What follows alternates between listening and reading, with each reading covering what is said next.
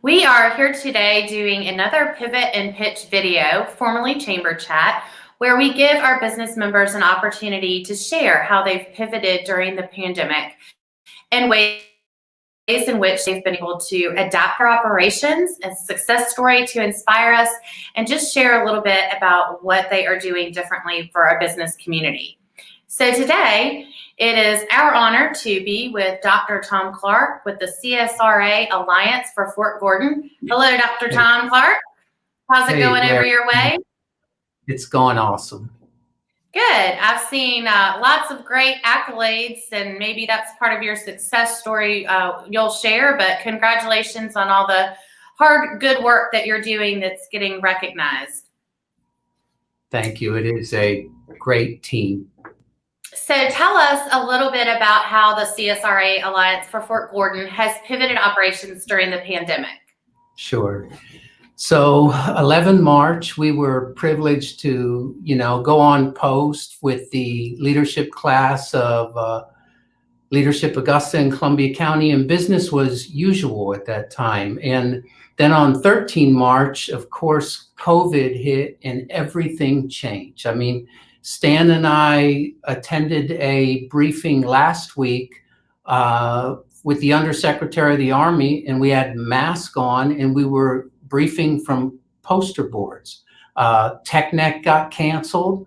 We did Zooms, we did WebExes, we did Teams. So everything changed. We moved from being an in-person organization to mostly doing things virtual. And it's very important because Fort Gordon never stopped training, they never stopped construction, and you never stopped defending freedom in the American way of life. So how do you, out of the box, support this region's #1 employer, $2.4 billion a year of economic development in the virtual world? And that was one of our main challenges.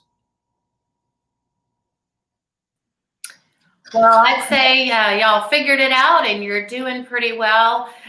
We were also honored to have the Command Sergeant Major be a Women in Business speaker during this virtual time. So we found a way to partner with you all on that aspect as well, and things keep moving. So to that point, tell us a little bit about how anything that you've currently implemented will continue on to the future, or if there's going to be any additional changes that you'll have to make as we move into this new normal. Yes. So we did some things for CyberPatriot because our June and July in-person camps got canceled.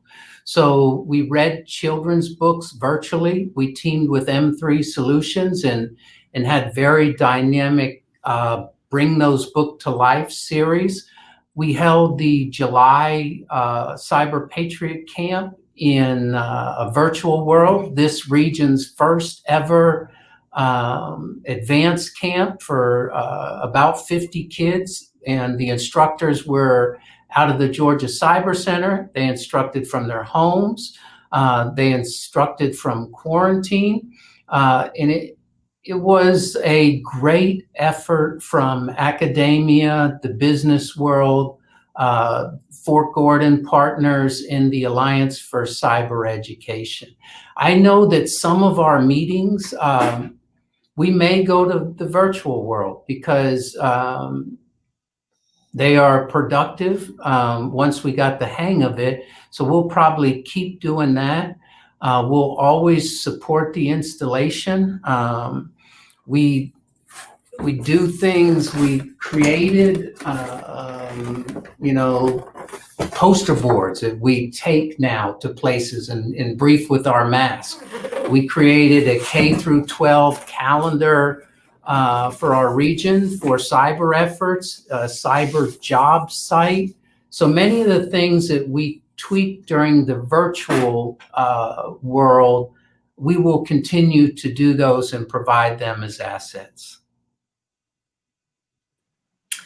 Well, that's wonderful. And like I said, you guys have done a terrific job and are getting recognized for it nationally. And it is interesting that a lot of things that businesses, organizations had not thought of before are now actually helping streamline efficiencies and making things more effective and expanding the reach. And so if there's a light at the end of the tunnel, that is a small glimpse of it.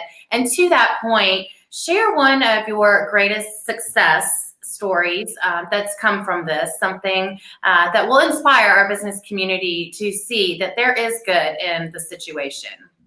Absolutely.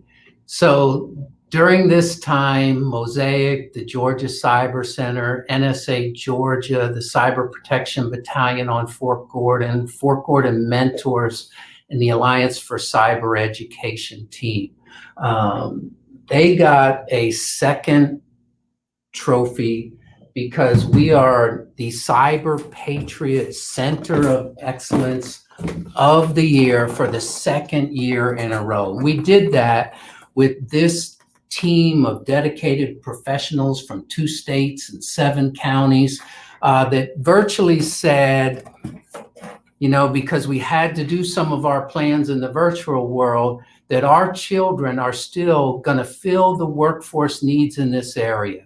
And we must step up to help them. And we were awarded the trophy. We'll get the second trophy soon, but this region is now the first back-to-back CyberPatriot Center of Excellence for the entire nation they've ever had in the history of awarding this award. So teaming with those partners, people like Dave Bezel and Sarah Rees and Alex Pugh and Priest Perry. I mean, so many of these people that just refuse to say that just because this is happening, we are going to take a step back from our aggressive training. They said, we're going to put our foot on the gas. We're going to help our kids. And we're going to provide quality training and education and camps and things like that. So very, very proud of this team. Wow, that's phenomenal. And you have a lot to be proud of. You touched on something so important, and that is filling the workforce need, especially as it pertains to cyber. So we cannot thank you enough for the work that you're doing. And if you ever need to get that in-person feel free to walk across the street and say hi to your chamber friends. We appreciate your time today, Dr. Tom Clark. Thank you so much. Thank you. Thank you so much, and be safe.